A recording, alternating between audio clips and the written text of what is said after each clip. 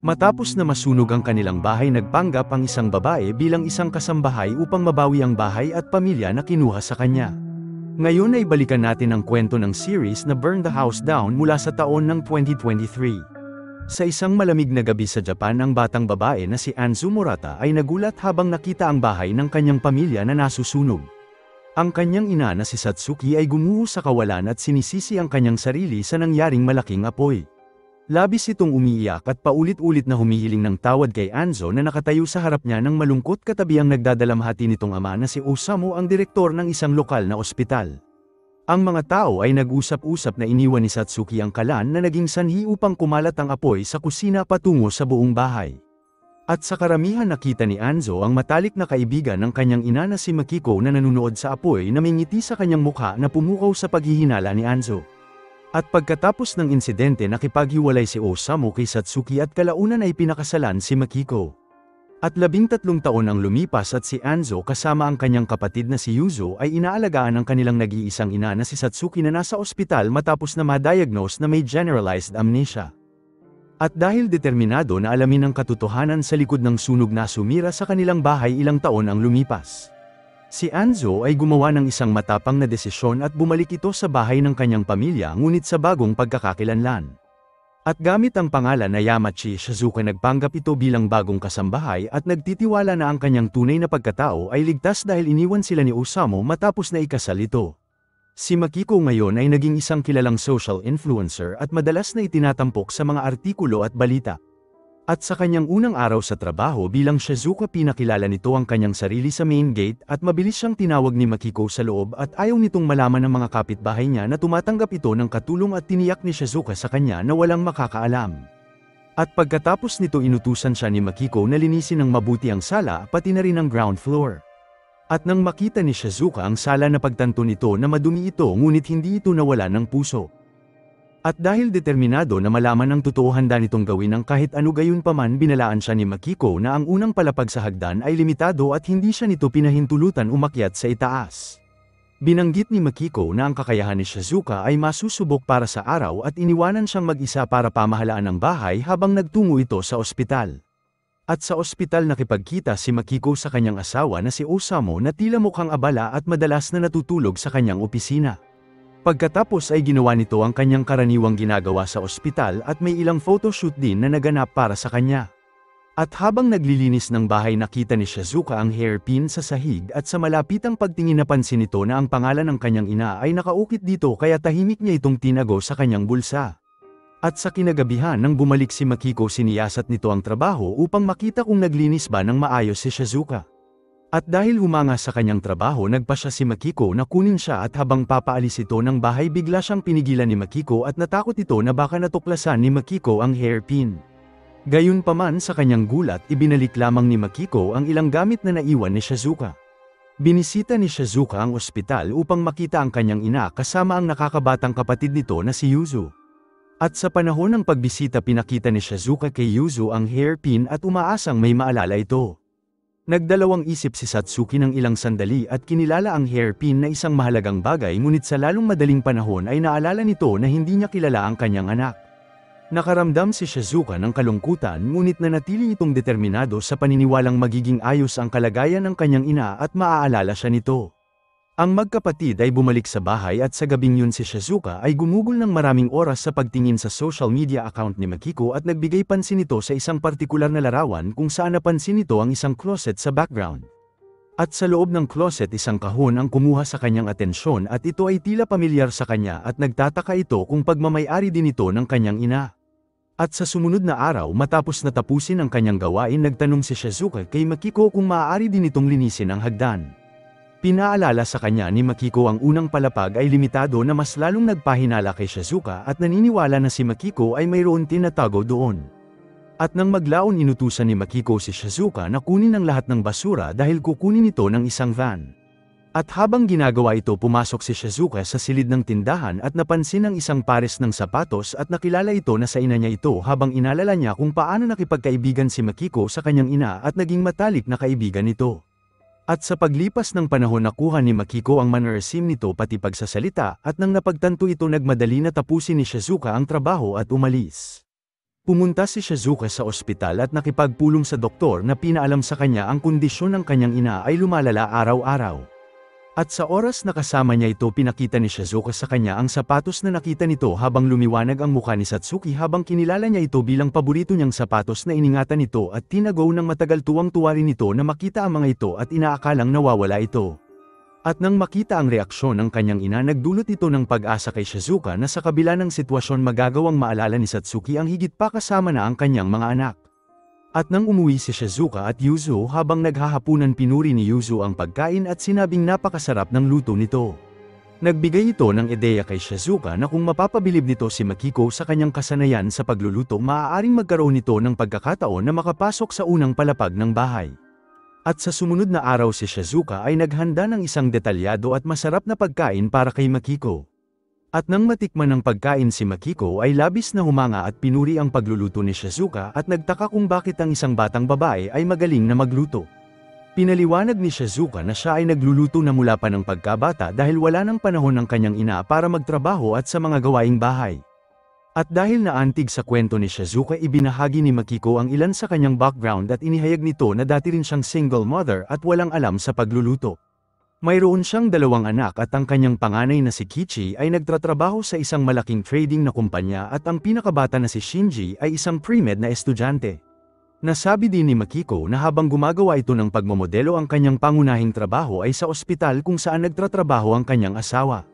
At pagkatapos ng kanilang pag-uusap umalis si Makiko para sa kanyang trabaho at naisip ni Shizuka na maaaring magtatagal ito at nagpa siya na puntahan ang unang palapag. Nakita nito ang isang silid na bahagyang nakabukas at pumasok sa loob at natuklasan na masyado itong magulo at naglalaman ng isang gaming PC kasama ang ilang medical na libro at iniisip na silid ito ni Shinji. Nang biglang may pumasok sa silid mula sa likuran at nagsimulang sumigaw sa kanya para umalis at ang dalaga ay natakot sa kakaibang pag-uugali ng lalaki at mabilis nitong pinakilala ang kanyang sarili at humiling ng tawad ngunit pilit siyang pinapaalis ng lalaki. Sinumpa din nito ang kanyang ina sa pagkuha nito ng bagong katulong at mabilis na lumabas ng silid si Shizuka. Binisita ni Shizuka ang kaibigan nitong si Claire na tumulong sa kanya magamit ang pangalan na Shizuka. Alam ni Claire ang sitwasyon at pumayag na tumulong at inilarawan ni Shizuka ang isang kakaibang lalaki na nakatagpo nito at hiniling kay Claire na humanap ng impormasyon tungkol sa kanya.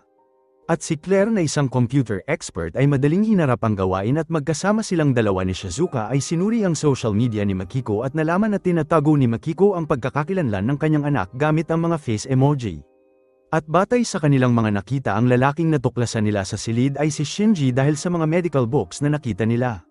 Naisip ni Shizuka na si Shinji ay maaaring nagagalit dahil sa mga problema kay Makiko at umaasa na kung makilala niya ito maaari siyang matulungan nito na makapasok sa unang palapag. At sa sumunod na umaga nagising si Shizuka na medyo balisa at nag-aalala na si Makiko ay baka matuklasan ang kanyang pagbisita sa unang palapag gayunpaman nang binati siya nito ang kanyang pag-aalala ay nawala. Nagtungo si Makiko sa trabaho at iniwan si Shizuka na maghanda ng isang pagkain. Dinala ni Shizuka ang pagkain sa itaas at kumatok sa pinto at ang lalaki sa kabilang banda ay nagsimulang batuhin ang pinto dahilan upang magpasalamat si Shizuka sa kanya dahil sa hindi nito pagsumbong kay Makiko. Iniwan nito ang pagkain sa labas ng pinto at nagtungo sa ibaba at ilang sandali binuksan ng lalaki ang pinto at kinuha ang pagkain. At nagustuhan nito ang pagkain ng labis kung saan inubos niya ito agad. At nang makita nito na walang laman ang tray nakaramdam ito ng tagumpay at umaasang makukuha nito ang tiwala ng lalaki sa kanyang pagsisikap. At dahil dito nagsimulang magtanong si Shizuka mula sa labas ng pinto at nagtatanong tungkol sa mga video game at national soccer tournament ngunit hindi nakatanggap ng tugon. At dahil napanghinaan ng loob nagsimula itong magsalita tungkol sa mga palatandaan ng bituin at sa pagkakataon na ito sumagot sa kanya ang lalaki. Naalala ni Shizuka ang kaalaman nito sa mga bituin ay nanggaling kay Kichi mula sa kanilang pagkabata dahil madalas nila itong pinag-uusapan. At napagtanto ni Shizuka na ang taong kaharap niya ay hindi si Shinji ngunit si Kichi. Naaalala nito na tinatago ng kanyang ina ang pag-iral ni Kichi sa pag-iisip na masira ang imahe nila.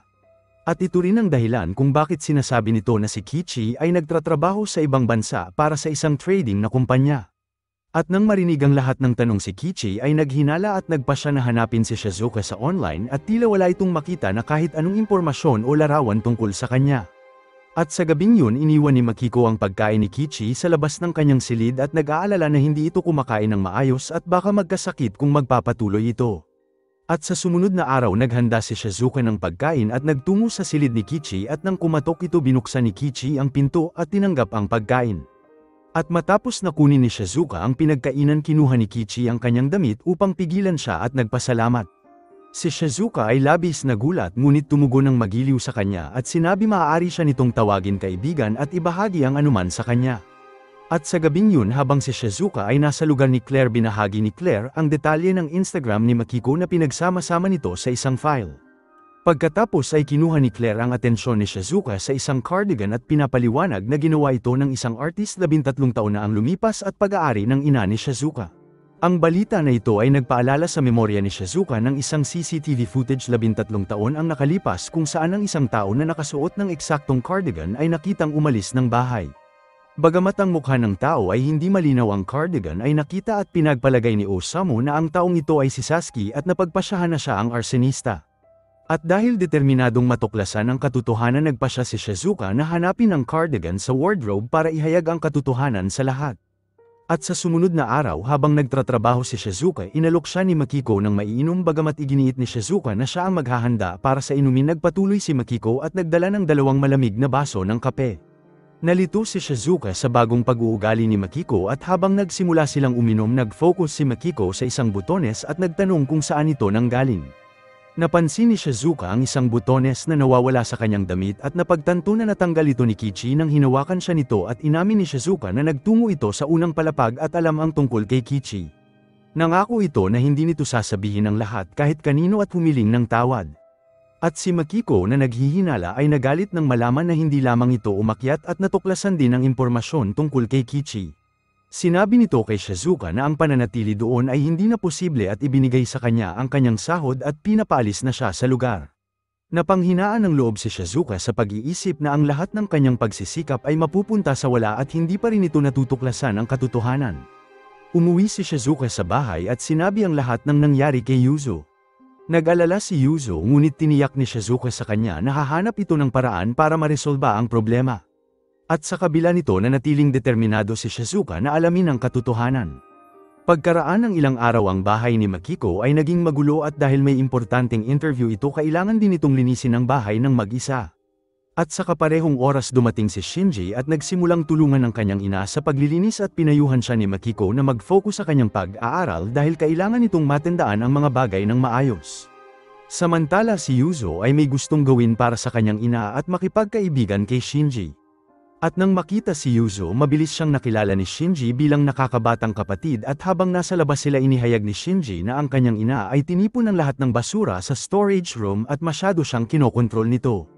At sa kabilang banda ang manager ni Makiko ay hinimok siya na ibahagi ang higit pa sa kanyang personal na buhay sa lahat ng tao. At sa una tumanggi si Makiko dahil ang estado ng kanyang bahay ay medyo magulo ngunit kalaunan ay pumayag siya. At sa kinagabihan si Makiko ay nagtungo sa storage room upang pamahalaan ang basura.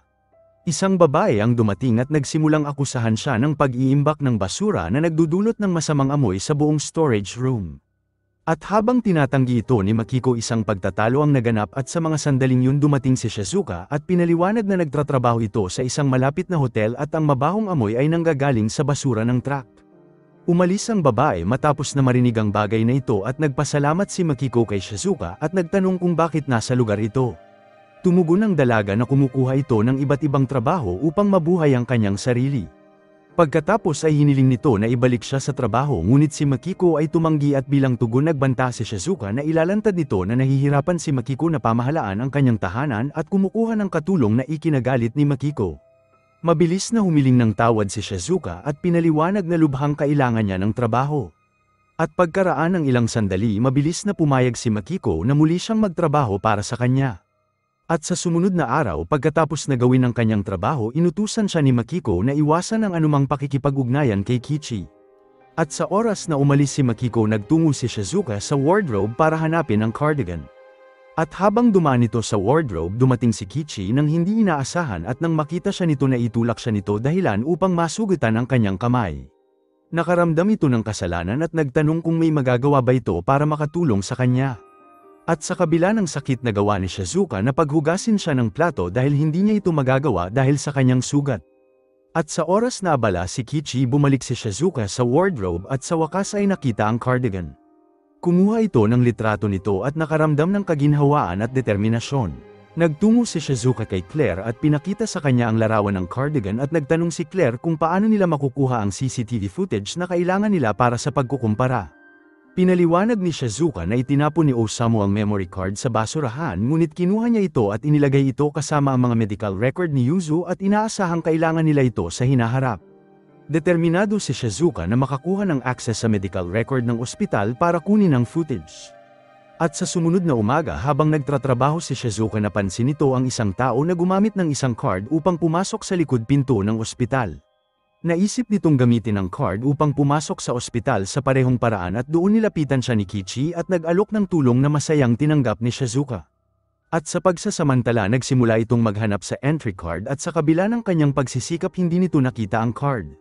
Napansin ni Kichi ang kanyang kaina-hinalang pag-uugali at tinanong siya kung ano ang kanyang ginagawa. Sinubukan ni Shizuka na ilihis ang kanyang atensyon ngunit iginiit ni Kichi na malaman ang katotohanan. Inihayag nito na kilala siya nito bilang Anzo at naghihinala sa kanya mula pa sa una dahil sa kaalaman nito sa mga bituin at soccer tournament.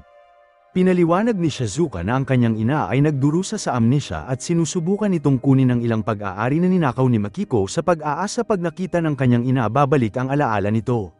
Hindi naniniwala si Kichi kay Shizuka at pinakita sa kanya ang video kung saan kumukuha ito ng litrato ng cardigan sa wardrobe ni Makiko. Ibinunyag nito na lihim siyang naglagay ng kamera sa lugar nang mahuli niya ito sa wardrobe ilang araw ang nakalipas. Binalaan siya ni Kichi na maaari niyang harapin ang mga kaso ng pagpapanggap at pagnanakaw na maaaring humantong sa pagkakakulong. Hiniling nito na sumunod siya sa kanyang mga utos o ipapadala nito ang video sa kanyang ina. At nang tumugon si Shizuka dumating si Makiko sa bahay at mabilis itong umalis sa eksena na balisa at desperado. Umuwi ito at nagsimulang mag-impake ng kanyang mga gamit at nang magtanong si Yuzo kung ano ang nangyayari sinabihan siya ni Shizuka na manahimik at sinabi na kung may maghahanap sa kanya sabihin nitong hindi na siya doon nakatira at hindi na sila nagkikita ng ilang taon. Nag-aalala si Yuzo at nagpa siya na kailangan nitong kumilos para sa kanyang ina at nakipag-usap ulit kay Shinji at planong makipagkita sa kanyang ama. At sa sumunod na umaga tinawagan ni Makiko si Shizuka at nagdulot sa kanya para mataranta. Gayunpaman nang dumating ito sa lugar na laman ni Shizuka na nais ni Makiko na turuan siya kung paano magluto. Pinaliwanag ni Makiko na ang kanyang social media account ay nakakuha ng mas maraming pansin dahil sa kanyang pagluluto. At matapos na umalis si Makiko tinawag ni Kichi si Shizuka sa kanyang silid at iginiit na pumasok ito at nagbanta na ipapakita ang video sa mga pulis kung tatanggi siya. At dahil natatakot nagtago si Shizuka ng isang blade sa kanyang bulsa at pumasok sa kanyang silid. At doon binigyan siya ni Kichi ng ilang libro at laptop at pinaliwanag na kailangan niyang mag-edit ng content para sa kanyang website na nagkakalat ng chismis tungkol sa mga artista. Bagamat si Shizuka ay tumanggi dahil sa tingin nito na mali ang magkalat ng chismis pinilit siya ni Kichi na sumunod. At sa sumunod na araw bumalik si Shizuka na may dalang mga mahusay na artikulo at pinuri ni Kichi ang kanyang trabaho. Sinabi nito na sinunod niya ang lumang style ng kanyang mga artikulo at inihayag na hindi nito gusto ang kanyang trabaho at inimungkahi na isara nito ang website. At si Kichi na ang puso ay minsan na nasa tamang lugar ay nagalit at pinatahimik siya at inakusahan siya nito ng pagiging mapanghusga at masyadong matalino para sa kanyang sarili at nakaligtas si Shizuka nang dumating si Shinji sa bahay habang tinulak nito si Kichi papalayo at nagmadaling tumakas. At dahil nakaramdam ng takot umupo si Shizuka sa kalye at pinagsisisihan ang lahat. Nakita siya ni Yuzo at mabilis siyang dinala sa ospital at doon natuklasan nila na ang ina ni Yuzo ay nabawi na ang alaala ng kanyang mga anak. Labis ang saya ng dalawang magkapatid ngunit determinado pa rin sila na malaman kung sino ang may pananagutan. Sinabi ni Yuzo kay Shizuka na nakikipagkita ito kay Shinji na ipapakilala sila sa kanilang ama na si Osamu. At sa paraan na ito ma-access ni Yuzo ang medical report at magagawang makuha ang SD card. Sa sumunod na umaga dinala ni Shinji si Yuzo kay Osamu at tiniyak sa kanya na walang nakakaalam sa pagkikita na ito kahit pa ang ina nito na si Makiko maliban sa head nurse na si Ishihara na namamahala sa schedule ni Osamu. Nakipagkita si Yuzo sa kanyang ama at sa ilalim ng pagkukunwaring pupunta ito sa banyo nagtungo ito sa medical room at nakita nito ang SD card at hindi alam na pinagmamasdan siya ni Ishihara. At sa gabing yun dumating si Yuzo sa lugar ni Claire at pinaliwanag kung paano nito nagawang makuha ang SD card. At nang sinuri ng dalawa ang card nakita nila ang footage ng cardigan na kapareho ng mayroon si Makiko. Sila ay natuwa dahil ang ebidensya na ito ay maaaring magpatunay na si Makiko ang arsonista. At sa kabilang banda habang papauwi si Makiko pinaalam sa kanya ng kanyang manager na isang tsismis ang kumakalat sa kanyang pamilya sa isang website. At sa una pinawalang bisa ito ni Makiko ngunit nang ang mga tsismis ay may kasamang pribadong detalye na pamilya lamang niya ang nakakaalam naghinala agad ito kay Kichi.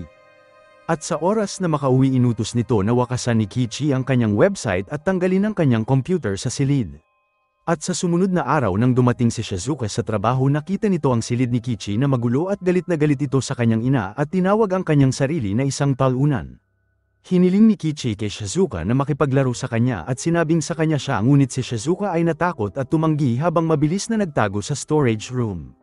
Mabilis siyang nakita ni Kichi at nagsimulang magsalita tungkol kay Satsuki at sinabi kung paano nito sinunog ang kanilang sariling bahay.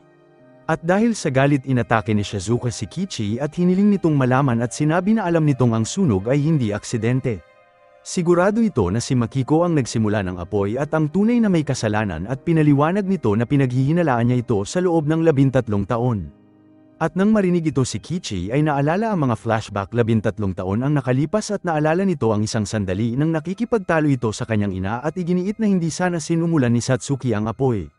Pinatahimik siya ng kanyang ina at iniba ang usapan nila at nagparamdam kay Kichi na baka ang ina nga niya ang may kasalanan. Ang paghahayag na ito ay tumama sa kanya ng labis at kinakatakutan ang isang bagay na tinatago niya sa loob ng maraming taon. At si Kichi na hinarap ni Shizuka at pinabulaanan ang akusasyon at iginiit nito na nakalimutan na niya ang nakaraan at ayaw nang balikan pa. Tumugon ng matapang si Shizuka at nagkwento na 13 taon nang nakalipas ang kanyang ina na si Makiko ay nakangiti habang nagmamakaawa ang kanyang sariling ina at inilantad ito bilang ang tunay na arsonista na hindi lamang sinimulan ng apoy. At dahil sa galit hiniling ni Kichi kung kaya ba dalhin ni Shizuka ang lahat ng bagay at katotohanan at sa kabila ng galit nito pumayag ito na tulungan sila at suportahan ang kanilang layunin. At sa sumunod na araw pagkatapos na magtrabaho si Shizuka ay nilapitan ni Kichi na niyaya siyang lumabas kung gusto nitong malaman ang katotohanan. Pumayag ito ngunit sa sandaling lumabas sila ang mata ni Kichi ay nagsimulang lumabo dahil sa sikat ng araw at dahil gumugol ito ng mahabang panahon sa loob nahirapan itong umangkop sa sinag ng araw at makipaghalubilo sa iba at dahil nababalisa umatras ito sa plano nilang lumabas. At sa sumunod na araw binisita ni Shizuka ang silid ni Kichi at nakita ito na naglalaro ng video game. At pinilit niya ito na lumabas ngunit mabilis na tumanggi si Kichi at pinagalitan niya ito at hinimok siya na linisin ang kanyang silid at hayaan na makapasok ang araw sa loob. Nagpumiglas si Kichi at nagbanta na ilalantad ang kanyang video ngunit nanatiling matatag si Shizuka at kalaunan ay pumayag si Kichi at magkasama nilang nilinis ang silid. At habang naglilinis sila nanunood si Shinji sa malapit at tila natutuwa na nakikita ang kanyang kapatid na nagbabago. At pagkatapos at habang papaalis si Shizuka pinigilan siya ni Shinji at inihayag ang kanyang pasasalamat sa paggugol nito ng oras kasama si Kichi. At nang makabalik ito sa bahay pinakita sa kanya ni Yuzo ang isang vlog na nakita nila ni Claire at naniniwala sila na pag-aari ito ni Makiko dahil nagtatampok ito ng pag-aari ng kanilang ina. Sinubukan nilang kumuha ng kapaki-pakinabang na impormasyon mula sa vlog at sa sumunod na araw habang naghahapunan si Shinji kasama ang kanyang ina isang alaala ang bumalik. Naalala nito sa kanyang pagkabata na palagi siyang pinagtratrabaho ni Anzo na nagpapataas ng kanilang hinala kay Shizuka. At dahil determinadong mag-embestiga sinundan nito si Shizuka pabalik sa kanyang bahay. At habang kumuha si Shizuka ng sulat mula sa mailbox na may pangalan niya nahuli nito si Shinji na sinusundan siya at napansin nito ang pangalan niya sa mailbox at pagkatapos ay isang matandang babae na nagpapanggap na ina ni Shizuka ay tinawag siya sa loob. At nagpapatunay ito sa pagkakakilanlan ni Shizuka kay Shinji at dahil nahiya humiling ito ng tawad sa kanya at umalis. At nang maglaon na ibunyad na narinig ni Kichi si Shinji na tinatalakay ang kanyang plano na sundan si Shizuka kasama ang kanyang ina.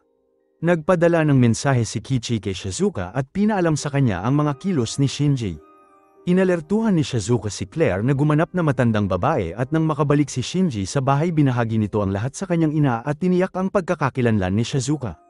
At sa sumunod na araw habang lumabas si Kichi at Shizuka nakita nila ang isang dating kababata ni Kichi at sinubukan itong makipag-usap ngunit tinanggihan ni Kichi.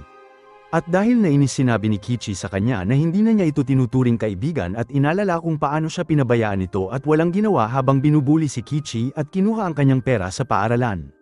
At dahil nahiyain namin ang lalaki na binayaran siya ng ina ni Kichi upang putulin ang kanilang relasyon dahil naniniwala ito na hindi siya magandang kaibigan. Inihayag nito ang kanyang matinding pagsisisi sa kanyang mga aksyon at humiling ng tawad bago umalis. Si Kichi ay umupo sa isang park kasama si Shizuka at binahagi ang kanyang masakit na karanasan sa pagpasok nito sa kolehiyo. Naisip ng kanyang mga kaklase na nakapasok lamang ito sa paaralan dahil sa mga donasyon na ginawa ng kanyang ina. At nang kinumprante ni Kichi ang kanyang ina, sinabi nito na nagbigay lamang siya ng pera para masiguro ang kanyang pagpasok at nagparamdam ito kay Kichi ng labis na hiya at dinala nito ang kanyang sarili sa silid at iniwasan ang kolehiyo.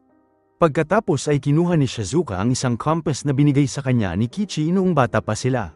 Sinabi nito sa kanya ang mga bituin ay gagabayan siya at hindi dapat ito matakot.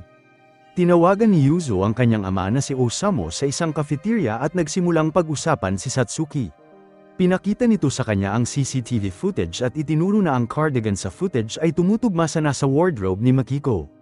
Nagulat si Osamu sa ebidensyang ito at pagkatapos na makita ang patunay pumayag ito na kung ang cardigan na ito ay kapareho ng nasa wardrobe ni Makiko ay papaalisin niya ito sa bahay.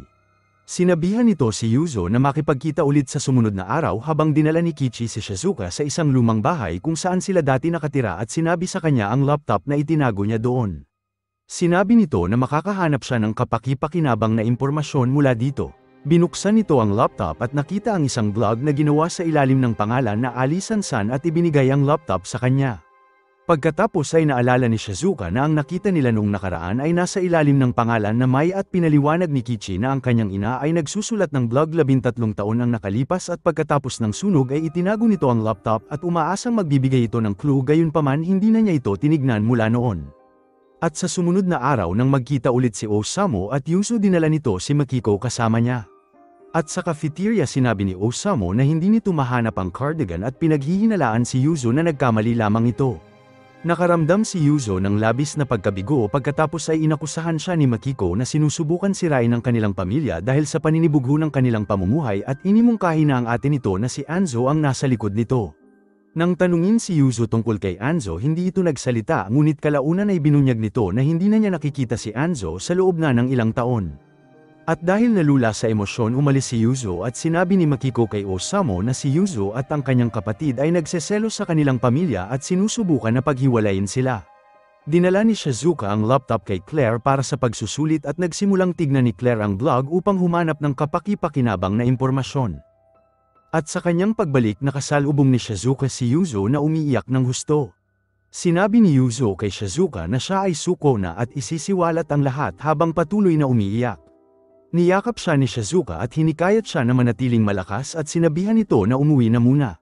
Samantala si Makiko ay bumalik sa storage house at kinuha ang kaparehong cardigan mula sa likod upuan ng sasakyan at sinunog ito na may nakakatakot na ngiti. At sa bahay nagsalita si Makiko kay Shinji na alam nito ang lahat ng tungkol sa pakikipagkita niya kay Yuzo.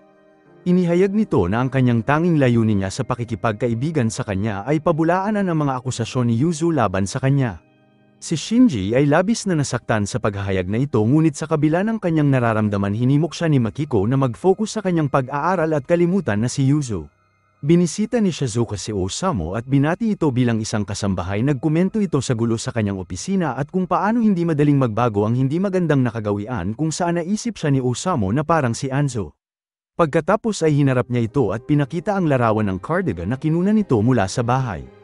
Pinaliwanag nito na naging kasambahay siya upang alamin ang tunay na salarin at si Osamu ay naalarma at sinubukan na tawagan si Makiko, ngunit tinaboy ni Shizuka ang telepono sa kanya at iginiit na sabihin nito ang totoo. At sa pag-aalinlangan inamin ni Osamu na hindi niya kailanman inakusahan si Satsuki sa sunog at pagkatapos ay sinimulang nitong balikan ang nakaraan at pinaliwanag na pagkatapos mamatay ang kanyang ama kailangan niyang tanggapin ang mabigat na pasanin para makuha ang tiwala ng lahat. At nag-iwan ito ng kaunting oras para kay Satsuki na madalas nagrereklamo sa kanya at sa pamilya nito. At si Makiko na matalik na kaibigan ni Satsuki sa panahon na yon ay pinaalam kay Osamu ang tungkol sa mga problema na ito. Pumasok si Ishihara sa silid at ibinunyag na siya ay spy ni Makiko para tignan si Osamu at sinabi nito na si Osamu ay may mga nakatagong bug sa lahat ng kanyang coat at siya rin ang nagpaalam kay Makiko tungkol sa cardigan. Pinaliwanag ni Ishihara na noong siya ay nurse pa lamang malaki ang naitulong sa kanya ni Satsuki at dahil dito naniniwala si Ishihara na hindi si Satsuki ang nagsimula ng apoy. Si Osamu ay nabigla sa narinig nito at sinabi ni Shizuka sa kanya na hayaan ang mga bagay at tiniyak nito sa kanya na ilalantad nito ang katotohanan. At sa sumunod na araw nagsimulang magtrabaho si Shizuka bilang manager ni Makiko na humahawak sa mga appointment nito at ibang gawain. At sa panahon ng isang hapunan dumating si Makiko nang huli at pinakita ng kapatid na babae ni Osamu at ng ina nito ang pagkadismaya. Walang pakundangan na tumugon si Makiko at nang tanungin tungkol sa pagbabahagi ng kanyang pamilya sa mga social accounts na galit ito at sinabi na siya ang nasa likod ng tagumpay ni Osamu. Binanggit din nito na ang extension project ng ospital ay malapit nang matapos dahil sa kanya. Si Claire at Yuzo ay sinusuri ang blog ni Makiko at natuklasan na siya ay nagkaroon ng fan meetup sa araw ng sunog. Napagtanto nila na kapag nalaman nila kung sino ang dumalo sa fan meetup makakakuha sila ng importanteng impormasyon. Binahagi ito ni Yuzo kay Shizuka na pinaalam sa kanya na kasalukuyan itong nakikipag-ugnayan sa isang miyembro ng fan na si Mashimo. At sa gabing yun bumalik si Shinji sa bahay na nakakaramdam ng matinding panlulumo at ipinagtapat sa kanyang ina na gagawin nito ngayon kung ano ang sa tingin niyang tama at gusto nito maging malaya sa kanyang kontrol. At bilang tugon si Makiko ay maingat na naglagay ng bag sa jacket ni Shinji at sa sumunod na umaga nakipagkita si Yuzo kay Mashimo na kinumpirma na nangyari ang meet-up sa panahon ng sunog. Gayunpaman pinaliwanag nito na ang pagkuha ng litrato o pagtatanong ng mga personal na bagay ay mahigpit na pinagbabawal kaya naman hindi ito makakapagbigay ng mga impormasyon. Nalaman ni Yuzo na ang fan club admin na si Mohina-san na nag-organisa ng meet-up ay maaaring maraming alam. Tinawagan ni Yuzo si Claire upang ibahagi ang impormasyon na ito at nagpasya silang imbestigahan si Mohina at umaasang nakakuha ito ng mga litrato o makumpirma na suot ni Makiko ang cardigan sa araw na yun. At sa sumunod na araw si Shinji ay nanonood ng pelikula kasama ang kanyang kaibigan na si Nanami na may lihim na gusto sa kanya. Gayunpaman sa sandaling makita nito si Yuzo tuluyan nitong binaliwala si Nanami at nilapitan si Yuzo. Si Shinji na tila nagagalit ay nagsimulang magtanong kung bakit hindi sumasagot si Yuzo sa kanyang mga tawag o mensahe at humingi ito ng tawad ng paulit-ulit. At lingid sa kaalaman nila pinapanood ni Makiko ang buong pag-uugnayan nila mula sa bag na inilagay nito sa jacket ni Shinji at maingat na sinusubaybayan ang bawat galaw at nakikinig sa kanilang pag-uusap. Tinawagan ni Claire si Shizuka upang ipaalam sa kanya na nasuri nito ang blog ni Mohina-san at nakakita ng ilang kakaibang bagay. At lumalabas na si Makiko ay nagsulat ng maraming negatibong bagay tungkol kay Satsuki at sinabi ni Claire kay Shizuka ang tungkol kay Mohina na kailangan nila itong mahanap upang makumpirma na suot ni Makiko ang cardigan sa araw ng sunog. Samantala dinala ni Yuzo si Shinji sa kanyang ina ngunit nanatili ito sa labas ng silid. Pinaliwanag ni Yuzo na dahil sa pag-aalala nito sa kalusugan ng kanyang ina ito ay inilipat sa isang hiwalay na silid para maalagaan ng mabuti. At nang makita nito ang kalagayan ng ina ni Yuzo nakaramdam si Shinji ng labis na awa at konsensya. At sa kanilang pagbalik nagsalita ito kay Yuzo at ipinagtapat na mula pagkabata siya ay malapit sa ina nito. Madalas itong lumiliban sa klase para lamang bisitahin ito at pinapakain siya nito ng masarap na cookies at inaalaya ng suporta sa mga mahirap na panahon. Si Yuzo na may kalungkutan sa kanyang mata ay hiniling na masuportahan pa siya ng kanyang ina sa kaparehong paraan ngunit sa kasalukuyang kalagayan nito ay malabo na. At dahil napuno ng emosyon nagsimulang umiyak si Yuzo at niyakap ni Shinji gayunpaman habang ginagawa ito napansin nito ang bag na nakatago sa kanyang jacket at mabilis itong lumayo sa kanya at ang kalungkutan nito ay napunta sa galit at sinisi nito ang kanyang pamilya sa lahat ng kaguluhan at sakit na nararanasan nila. At dahil hindi binigyan si Shinji ng pagkakataon magpaliwanag umalis ito at iniwan itong nagulat at nalilito. Nakaramdam si Shinji na tila naliligaw at walang magawa habang umuwi sa kanila at sa oras na dumating ito hiniling ng kanyang ina ang kanyang jacket at sinabi na ipapalaba ito. At sa oras na umalis si Shinji maingat nitong tinanggal ang bag sa jacket nang hindi napapansin ng binata. At habang malungkot si Shinji nagpadala ito ng mensahe at humiling ng tawad kay Nanami at inimungkahi na magkita ulit sila. At pagkaraan ng ilang araw nang hindi pumasok si Shinji dahil sa masama ang pakiramdam nito nagpasya si Nanami na bisitahin siya sa kanyang bahay. Naghanda rin ito ng pagkain para sa kanya upang ipakita ang kanyang pag-aalala gayunpaman habang naroon ito dumating si Makiko at inutusan nito si Shinji na magpahinga sa kanyang kwarto. At sa oras na umalis ito lumingon si Makiko kay Nanami at malamig na sinabi sa kanya na kilala nito ang tipo niya. Inakusahan nito si Nanami na sinusubukan nitong manipulahin si Shinji at inutusan siya na umalis. Si Nanami na tahimik ay biglang nagsalita at matapang nitong sinabi kay Makiko na wala silang pinagkaibang dalawa at ginawa ni Makiko ang kaparehong bagay kay Osamu upang makuha ang gusto nito. At matapos magpalitan ng salita umalis si Nanami at iniwan si Makiko nang may labis na galit sa kanyang mukha. Si Nanami na labis ang galit dahil sa pagpapahiya sa kanya ay naglabas ng audio na ne-record nito sa panahon ng pakikipag-ugnayan kay Makiko kung saan inamin ni Makiko na minanipula nito si Osamu sa kanilang relasyon. Ang tweet ay kumalat na parang apoy at nakuha ang atensyon ng media na agad nagsimulang hanapin si Makiko para sa mga tanong. Hiniling nito kay Shizuka na kanya ng manager na hawakan ang sitwasyon bago pa ito tuluyang mawala sa kontrol. At sa sumunod na araw si Shizuka ay nakipagkita kay Nanami at inalok siya ng pera para burahin ang tweet ngunit tumanggi si Nanami at nanindigan sa kanyang katayuan. At nang makita na ang kanyang alok ay hindi gumana naglabas si Shizuka ng mga nakaraang larawan ni Nanami sa karelasyon nito at nagbanta na ilalabas ito kung hindi niya buburahin ang tweet. At dahil nakulong sa kanyang galit walang pagpipilian si Nanami kundi tanggapin ang alok ni Shizuka at tanggalin ang kanyang post. At nang bumalik si Shizuka kay Makiko at sinabi sa kanya na ang sitwasyon ay nasa kontrol labis ang tuwa nito at binigyan niya si Shizuka ng tip dahil naprotektahan nito ang kanyang imahe. Gayunpaman sa kinagabihan nakatanggap si Makiko ng isang mensahe sa Instagram mula sa isang page na naglalaman ng skandalo sa kanyang nakaraan. Ang pahina ay tumutukoy sa kanya bilang Miss M sa halip na gamitin ang kanyang buong pangalan. At sa pag-aakalang kulang ang impluwensya ng pahina upang maging isang banta, ngunit habang lumilipas ang oras ang page ay nakakuha ng maraming atensyon.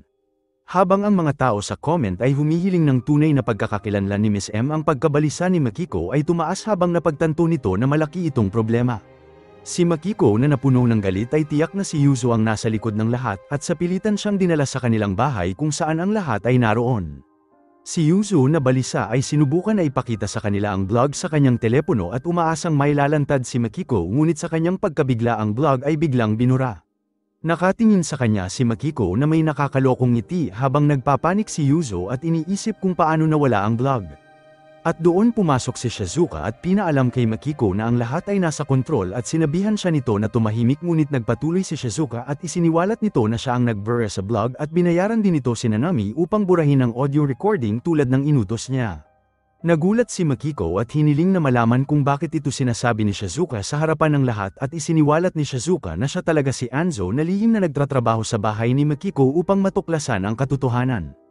Ang bahay ay napuno ng katahimikan habang hinarap ni Anzo si Makiko at pinakita nito ang larawan na kinuna ni Mohime sa araw ng sunog na nagpapatunay na suot ni Makiko ang cardigan. Ang ebidensya ay hindi mapagkakaila at sa gitna ng galit sinampal ni Makiko si Anzo at sinubukan na tumakas ngunit hinawakan siya ng dalaga at hinarap siya sa pagsisimula ng apoy. At dahil walang mapuntahan inamin ni Makiko na siya talaga ang nagsimula ng apoy habang ang buong bahay ay natahimik sa gulat habang naibunyag ang sikreto nito. Si Anzo na napuno ng pagkabigo at pagnanais para sa hustisya ay sinabi kay Makiko na wala itong gusto kundi ang pumunta siya kay Satsuki at aminin na siya ang nagsimula ng apoy. Umaasa si Anzo na ito ang magpapalaya sa kanyang ina mula sa bigat ng pagkakasala na dinadala nito sa matagal na panahon. At sa sumunod na umaga inanunsyo ni Makiko ang isang press con at nang malaman ni Anzo at Yuzo ang tungkol dito ay nagmadali silang dumalo. Tinawagan ni Anzo si Osamu at pinaalam sa kanya ang press conference at umalis ito ng ospital upang samahan sila. At sa lugar na gulat ni Makiko ang lahat sa paglabas nito ng kanyang bagong libro na tinatrabaho nito ng matagal. Ang media ay inulan siya ng tanong tungkol sa viral tweet at mga chismis tungkol sa kanyang pagreretiro. Hiniling nila kung plano nitong bumaba at harapin ang chismis gayunpaman binaliwala ni Makiko ang mga ito at kumpiyansa na sinabing peke ang lahat at tiniyak nito sa kanila na hindi siya aalis hanggat sinusuportahan siya ng kanyang pamilya at mga kaibigan. At nang maglaon ng harapin ni Osamu si Makiko pinaalala nito sa kanya na hindi nito kayang lampasan ng isang araw nang wala siya at kalimutan na ang ekstensyon ng ospital at pumayag si Osamu. At sa press conference pampubliko nitong sinuportahan ang kanyang asawa at sinabi na pinangangasiwaan nito ang lahat sa kanilang bahay ng maayos sa kabila ng mga hamon sa kanila. Si Anzo at Yuzo na nanunood sa karamihan ay labis ang galit sa kanilang ama at sinabi ni Anzo kay Yuzo na ang kanilang ama ay muling inuna si Makiko at hindi dapat sila magtiwala sa kanya. At sa gabing yun ang mga larawan at videos ni Makiko sa kanyang magulong bahay ay kumalat online at ang mga tao ay nagagalit dahil nalaman ang peking imahe ni Makiko at sa katunayan mayroon itong katulong. Ang kanyang fans ay labis na nagagalit nang makita ang katotohanan sa kanyang inaalagaang imahe. Ang media at mamahayag ay nagtipon sa labas ng kanyang bahay at tila isang hudyat ng pagtatapos sa kanyang pampublikong buhay. Nagtanong ito sa head nurse na si Ishihara kung siya ba ang nasa likod ng kaguluhan na ito at pagkatapos ay nagtungo si Makiko sa ospital kung saan naka-admit si Satsuki. At nang makita nito si Satsuki, mainit siyang binati nito at pinakita ang mga bagay na makakatulong bumalik ang kanyang alaala. Si Makiko ay nakaramdam ng ginhawa dahil si Satsuki ay hindi pa rin matandaan ng anumang bagay tungkol sa sunog kaya nagpa siya itong umalis. Gayunpaman, hiniling ni Satsuki sa kanya na umakyat sa rooftop sa huling pagkakataon at si Makiko ay pumayag at sumama sa kanya. At sa itaas pinaliwanag ni Satsuki na madalas nitong kinukuha ang tablet ng kapitbahay upang maglaro ng mga puzzle games.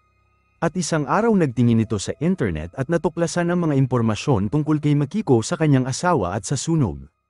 Inamin ni Satsuki na ang alaala nito sa sunog ay nawala, ngunit alam nito na may maling nangyayari. Tinawagan nito ni Ishihara at pinaliwanag sa kanya ang lahat, pati na rin ang pagiging responsable ni Makiko sa sunog. Ang pamilya ng Mitari ay nahirapan na lumabas ng bahay dahil sa napakaraming presensya ng media. Sinisisi ni Osamu ang sitwasyon kay Makiko at sa mga anak nito at iginiit na sila ang may pananagutan sa kaguluhan at isinumpa ang araw na inuwi niya ang mga ito. At sa kaparehong oras may nagpost ng litrato ni Kichi mula sa isang bintana online at sinubukan ni Makiko na protektahan si Kichi at iginiit na lumipat ito sa basement kung saan hindi siya makikita. Si Kichi na may galit sa harapan ng kanyang ina ay nagsimulang sisihin ito at nagpa siya ito na umalis ng bahay at sinabi sa kanyang kapatid na dapat umalis na rin ito. At pagkatapos nito tumalon ito mula sa bubong at tumakas sa likod ng pinto at nagtungo si Kichi sa malapit na park at kalaunan ay sinamahan ni Anzo na nakita ang isang post tungkol sa taong tumalon sa bubong ng bahay ng Mitari. Naghinala ito kay Kichi na sangkot ito at dinala ito sa kanyang bahay para tulungan. At sa sumunod na araw tinawagan ni Osamu ang mga pulis at hiniling ang pagkakaaresto ni Makiko. At sa kabila ng kanyang pagmamakaawa, dinala pa rin siya ng mga pulis sa istasyon at nagtanong ang mga pulis tungkol sa grupo ng mga bata 13 taon ang nakalipas na kilala sa pagnanakaw at pagsisimula ng apoy. Pinakita nila ang larawan ni Kichi sa oras na yon na nagpilit kay Makiko na itanggi ang kanyang pagkakasangkot, bagamat inamin nito na siya talaga ang nagsimula ng apoy. Ang mga pulis ay hindi kumbinsado sa kanyang sagot at nanatiling nakatutok kay Kichi na siyang pangunahing sospek. Si Kichi ay ginugol ang gabi sa lugar ni Anzo at sa sumunod na umaga ay inihayag ang kanyang pagnanais na dalhin ito sa espesyal na lugar kung gusto niya. Pumayag si Anzo at sa gabing yun dinala siya ni Kichi sa isang lugar kung saan ang langit ay puno ng bituin. Si Anzo ay natuwa dahil hindi pa ito nakakakita ng maraming bituin sa kanyang buhay at nagtanong si Kichi kung kaya ba nitong iwanan ang lahat at umalis sa malayong lugar. Ngunit si Anzo ay nanatiling tahimik, pagkatapos ay inihayag ni Kichi na nagbibiro lamang siya at ibinigay sa kanya ang compass at sinabing ito lamang ang kaya niyang ibigay. Pinahalagahan ni Anzo ang kilos at bumalik sila sa bahay ng magkasama. At sa gabing yun nagising si Anzo at nalaman na wala na si Kichi at napagtanto nito na siya ay umalis na. At sa sumunod na umaga nakatanggap si Makiko ng isang tawag at pinaalam sa kanya na si Kichi ay isinuko ang kanyang sarili dahil sa sunog 13 taon ang nakalipas. Sinabi ni Makiko na nasisira na ito ng bait dahil matagal itong nagkulong sa kanyang silid dahilan upang mawala ito sa realidad. Sinabi ng investigador kay Makiko na bawal ang pagbisita kay Kichi at pinayuhan siya na huwag mag-abala. At nang malaman ni Anzo at Yuzo na sumuko si Kichi sa mga pulis, nagulat sila at naghinala na pinilit ito ni Makiko na magsalita. Nagpasya sila na harapin si Makiko upang malaman ang katotohanan tungkol sa sunog at kung sino talaga ang may pananagutan. At nang makarating nakita nila si Makiko na umiinom at naninigarilyo at nagtanong ito kung bakit sila nasa lugar. Pinaliwanag ni Anzo na nandoon sila para malaman ang totoo at inamin nito ni Makiko na umamin lamang ito sa sunog para ipagtanggol ang kanyang anak. Naalala ni Yuzo na sa araw ng sunog nakita nito si Makiko at pinaliwanag ni Makiko na dahil sa ibabalik nito ang mga ninakaw na gamit. Pagkatapos ng fan meeting sa araw na yon, siya ay nagpalit ng damit at balak na ibalik ang mga ninakaw na gamit at nang makita siya ni Yuzo natarante si Makiko at nagmadali na umuwi at napagtanto na ang cardigan ay nasa bag pa rin niya. At ang pangyayari na ito ay naging sanhi para masiraan si Makiko at nagpa siya na isuko ang kanyang sarili. Gayunpaman sa oras na dumating ito sa istasyon ng pulis, ang balita tungkol sa sunog ay kumalat at umalis ito. At sa bahay napansin ni Makiko na lahat ng ebidensya sa kanyang konsensya ay nawawala at naniniwala ito na tila pinatawad siya ng Diyos at ito ang mga oras na nakita siya ni Anzo na nakangiti at nalito sa kanyang nakita. Nang makabalik si Makiko sa bahay, naramdaman nito na si Kichi ay nagtatanong sa kanya at naghihinala na siya ang nagsimula ng apoy. Naiyak si Makiko at sinisisi ang kanyang sarili sa lahat habang sinubukan ni Anzo na pakalmayan siya at iginiit na dapat nakipag-ugnayan siya sa mga pulis. At sa kanyang galit sinumpa ni Makiko si Anzo at sinubukan na magsindi ng sigarilyo habang nagloko ang lighter at nahulog sa isang mesa na natapunan ng alkohol at nagsimula ng apoy. Mabilis na kumalat ang apoy na tila nangyari ulit ang isang bagay 13 taon ang nakalipas.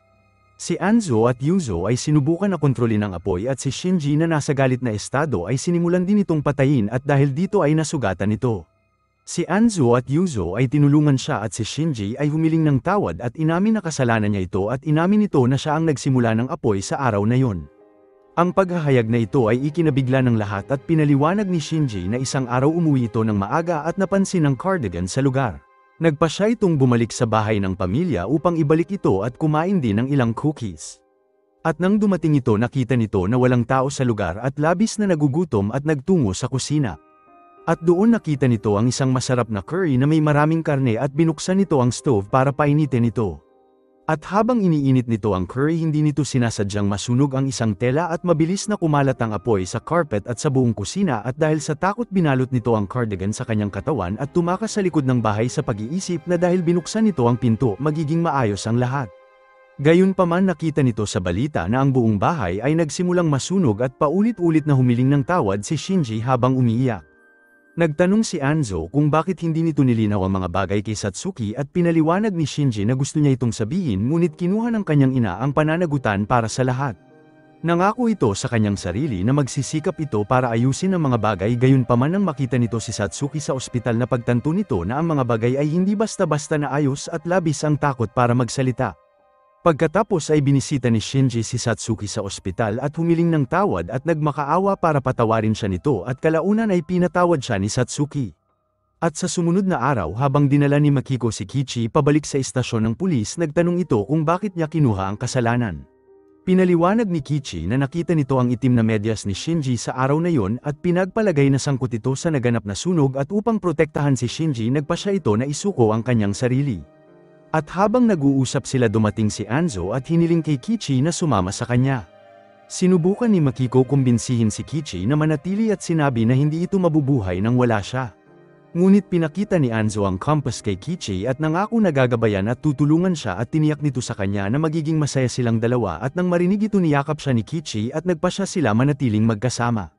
Binati ni Makiko si Anzo at umalis na may luha sa kanyang mga mata at 3 buwan ang lumipas nagsimula si Makiko ng panibagong channel at hiniwalayan siya ni Osamu. At dahil si Shinji ay wala pang 14 na taon nang mangyari ang sunog hindi ito nakatanggap ng anumang parusa at humiling ito ng tawad kay Osamu at binigyan siya ng pahintulot na magtrabaho ulit sa ospital. Ang kalusugan ni Satsuki ay mas lalong bumuti at namuhay ito ng tahimik na buhay habang si Kichi at Anzo ay nagpatuloy na mamuhay ng masaya at tinatamasa ang kanilang mapayapang buhay. Salamat sa panunood. Kung nagustuhan mo ito huwag kakalimutan mag-like at subscribe para sa mga susunod pa nating series recap.